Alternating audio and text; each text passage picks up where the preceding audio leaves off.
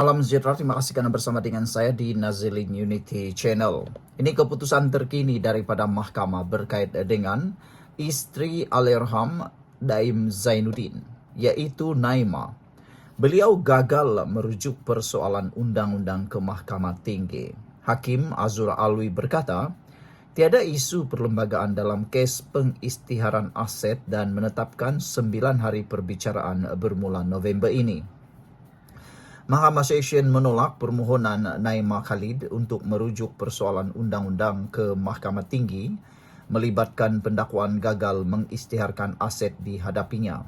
Pada 29 Februari tahun lalu, Naimah memohon persoalan undang-undang itu dirujuk ke berkaitan Seksyen 30 dalam kurungan 5, 36 dalam kurungan 2 dan 62 Akta Suruhanjaya Pencegahan Rasuah Malaysia SPRM 2009 dan Seksyen 32 Akta Pencegahan Penggubahan Wang Haram, Pencegahan Pembiayaan Keganasan dan Hasil daripada Aktiviti Haram 2001 AMLA.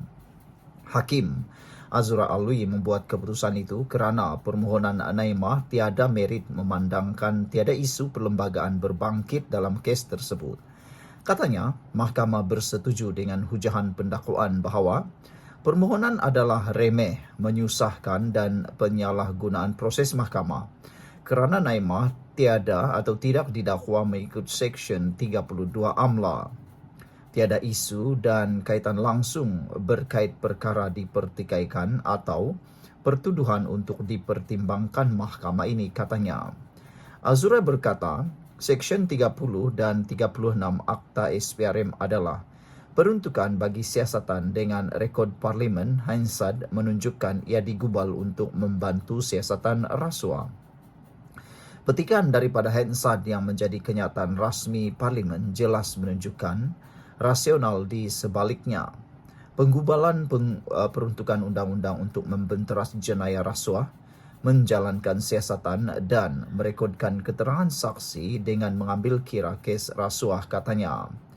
Mahkamah kemudian menetapkan 9 tarikh pendengaran kes iaitu 19 hingga 21 November, 21 hingga 23 Januari 2026 dan 3 hingga 5 Februari 2026. Sebutan semula kes dijadual pada 14 Mei.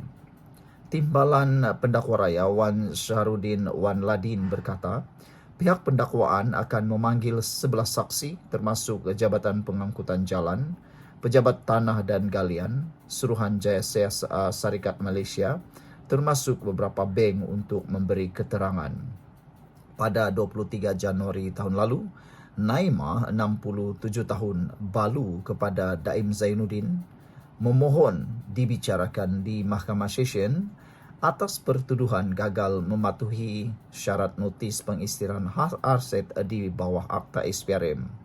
Beliau didakwa gagal mengisytiharkan pemilikan beberapa syarikat, beberapa plot tanah di sini dan di Pulau Pinang termasuk 2 kenderaan. Sekian untuk kali ini. Jangan lupa tinggalkan komen anda. Salam sejahtera, terima kasih kerana bersama dengan saya di Nazilin Unity Channel. Kali ini, Wan Faisal kena lagi. Apa pula isunya kali ini? Gara-gara bertekak isu titah edendum, kisah di UTP pula terbongkar. Ini respon ahli Parlimen Machang, iaitu Wan Ahmad Faisal, Wan Ahmad Kamal.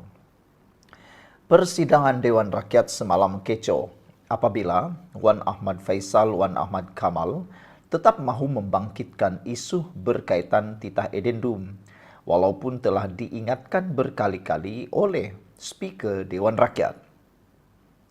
Dakwaan keras Wakil Rakyat Bersatu berkenan kononnya kerajaan tidak jujur dengan rakyat apabila menyorok titah itu bukan sahaja ditegur beberapa ahli parlimen kerajaan, malah mengundang kritikan warganet. Antaranya, pengguna X Muhammad Najib yang kemudian mendapat reaksi Wan Ahmad Faisal. Najib berkongsikan kisah daripada rakannya yang pernah menyambung pengajian di Universiti Teknologi Petronas UTP. Ada member yang pernah belajar kat UTP sama dengan jargon ni. Cerita ke saya dulu, kat UTP ramai orang tak suka jargon sebab suara dan perangai dia. Susah saya nak bayangkan Kenapa masa tu, kata beliau. Tapi sekarang bila dia dah jadi ahli parlimen dan tengok live di TV, saya faham akhirnya, kata pemilik akaun Muhammad Najib 79 itu. Susulan itu, Wan Faisal yang juga bekas timbalan Menteri Belia dan Sukan dalam reaksi secara sinisnya mengucapkan tahniah.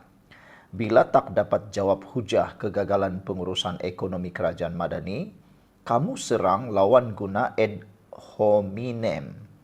Tahniah kerana jadi macai yang berjaya, kata bekas pegawai khas kepada Syed Sadiq Syed Abdul Rahman ketika menduduki jawatan Menteri Belia dan Sukan 2018 hingga 2020 dalam Kerajaan Pakatan Harapan PH. Saudara-saudara sekalian, apakah benar apa yang dinyatakan oleh Muhammad Najib ini bahawa ada orang yang belajar kat UTP sama dengan jargon ni cerita kononnya kat UTP ramai orang tak suka jargon sebab suara dan perangai dia. Susah nak bayangkan kenapa masa tu katanya. Tapi sekarang bila dia dah jadi ahli parlimen dan tengok live di TV, saya faham akhirnya, kata beliau lagi. Wow, ini memang sangat menarik perhatian kita. Apakah sikap Wan Ahmad Faisal yang membuatkan ramai orang yang tidak menyukai beliau di UTP? Sila tinggalkan komen anda, manalah tahu anda tahu kenapa dengan suara, kenapa dengan cara bercakap, kenapa dengan perkara yang sudah didedahkan itu. Saudara-saudara sekalian, pendedahan yang dibuat ini memang mengejutkan kita semua. Sekian dulu untuk kali ini, jangan lupa tinggalkan komen anda. Salam sejahtera, terima kasih kerana bersama dengan saya di Nazilin Unity Channel. Kali ini, titah Sultan Selangor cukup kuat dan cukup tegas apabila baginda menyatakan bahawa adun jangan tabur fitnah, mencaci berbesar remeh. Sultan Selangor, Sultan Sharifuddin Idris Shah bertitah agar wakil rakyat bersidang dengan sopan dan tidak membesarkan perkara-perkara remeh. Baginda bertitah, ahli Dewan Negeri Selangor harus memberikan fokus kepada perkara-perkara yang penting kepada masa hadapan negeri dan rakyat.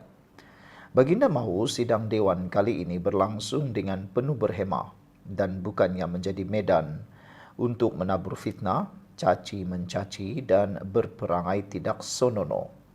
Hindarilah sebarang tindakan yang kurang sopan atau membesarkan perkara yang remeh-temeh.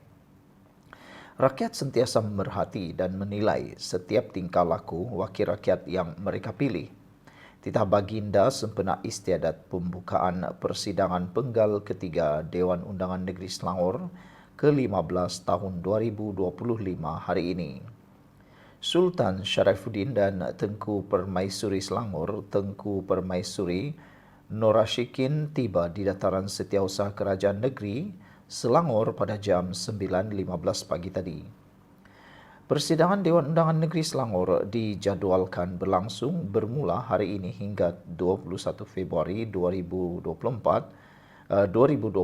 sehingga 24 hingga 28 Februari serta 3 Mac 2025. Saudara-saudara sekalian, titah Sultan Selangor ini haruslah diambil perhatian oleh semua ahli Dewan Undangan Negeri mahupun ahli-ahli parlimen mahupun semua orang-orang politik. Mereka harus tahu dan sedar mereka diperhatikan oleh rakyat. Apa saja yang mereka kata, apa saja perlakuan mereka haruslah terkawal. Bukannya menjadikan Dewan Rakyat atau Dewan Undangan Negeri menjadi seperti untuk sarkas, seperti sekumpulan ayam yang berkokok dan tidak boleh diketahui apa yang mereka kata. Itulah yang harus dielakkan berlaku di mana-mana persidangan sama ada di Dewan Rakyat maupun di Dewan Undangan Negeri.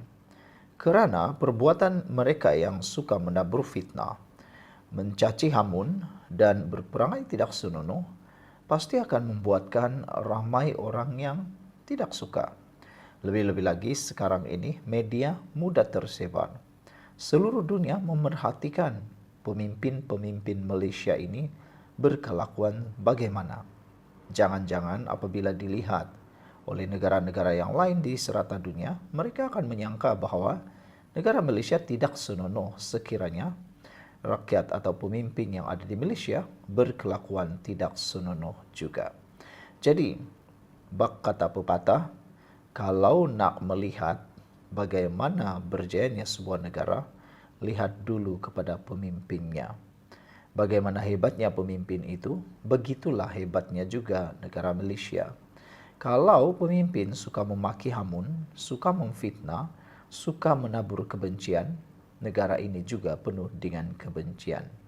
Oleh sebab itulah kalau negara ini dibangun dengan penuh rasa syukur dan kasih sayang, maka negara ini juga akan penuh dengan kasih sayang. Sekian dulu untuk kali ini. Jangan lupa tinggalkan komen Anda.